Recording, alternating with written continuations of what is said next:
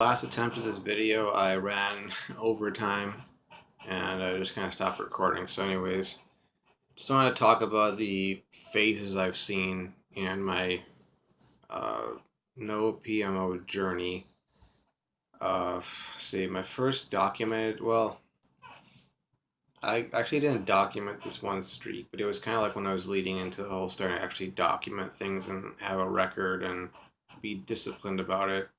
But I had just moved here and I was really like super motivated about life. I felt great about life. I was like, I finally, I've moved out.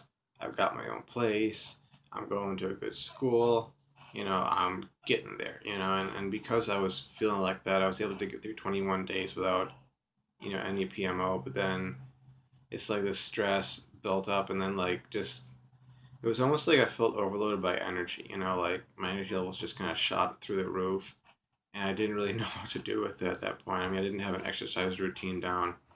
I have gone and run over the years and that sort of thing to cope with anxiety and depression, but it's like at that point I was just kind of caught up in my new environment. But after that, it was 25 days for the next week, and then it was 44 days. And as far as I've noticed, like the first 2 weeks, I'm able to get through that, pretty easily because it's like the motivation factor. It's like I have the ever-present memory of all the pain, emotionally or psychologically and physically that PMO has caused me. So I have that there as this incentive. Like you don't want to go back to that, man. You just don't want to go back to that. I don't care if you're feeling like PMOing. You're not doing that because you remember how bad it was. And so I get through those first 2 weeks, and I hit that wall of anxiety and depression, which it almost like these last couple of times, it's kind of the second to the last time that is in part why I ended up relapsing because I hit that.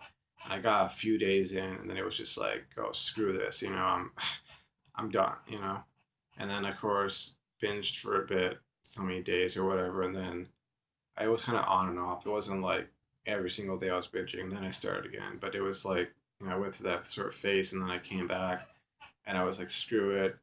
I'm going for broke. I'm making it to this point so that when I do go on this trip or I do go and, you know, go on vacation or go camping or whatever, then I'll have this whole momentum and then I'll da da da da da, have this whole plan set up. But the danger for me after I got past that wall of anxiety and depression, I'm sure people have experienced this, but you end up starting to forget why you got on the road to begin with, because the pain's in there and you're actually starting to heal. And so, there's that, and there's boredom. Boredom was definitely something that for me, it was like, I don't know, it's weird because it's like the whole PMO cycle just it sucks. It sucks. It really does suck, and it gets worse and worse and worse. It's like being an alcoholic.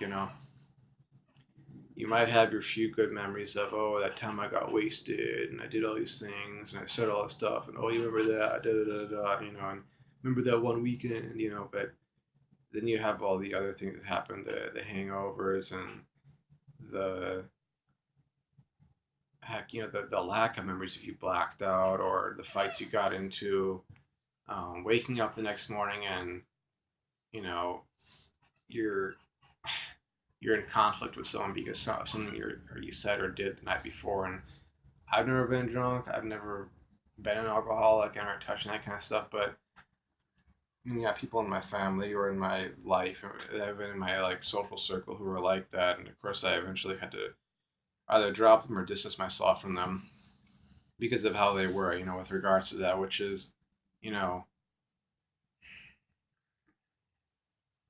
which when I look at it now, it kind of reflects back on myself because, it's like the PMO thing is an addiction itself. And it's kind of like, well, yeah, are you being against alcoholism or making these comments about alcoholics? But then it's like, look at you. So I got to keep things in perspective. But, that, like I said, the biggest thing is forgetting about the pain. The reason that I got on this path, that's what happened to me after day 30 that time. And then like a week later, it was like the boredom caught up with me because it was like there was stress definitely. There was definitely stress because of exams and finals and that sort of thing. But it wasn't like in and of itself a good enough reason to go and like PMO. I was like this desire for excitement to be able to go on some journey, some vacation, and it's like now I can do that. If only I just hadn't done that, I could have had all these other days added to my record, and I could have been near day 90 at least, and it would have been like I've actually like made some serious progress. I mean, I did in a sense, but in a sense, it's like I threw things down the drain. And now I'm like struggling to get back on track, you know. But that's a couple of things. It's kind of this whole like so this whole forgetting about why I got in there, forgetting the pain, and then like boredom sneaking up on you. Stress and anxiety, I found ways of turning that into something positive and useful. But boredom, it's like I don't know right now. I got to figure that out. But I think that's gonna be it for now. I'm just gonna stop here before I run over and upload this. So yeah, you can see my fingers shaking because probably because of the effects of binging, which I'm still feeling. Thanks, guys. Have a nice day.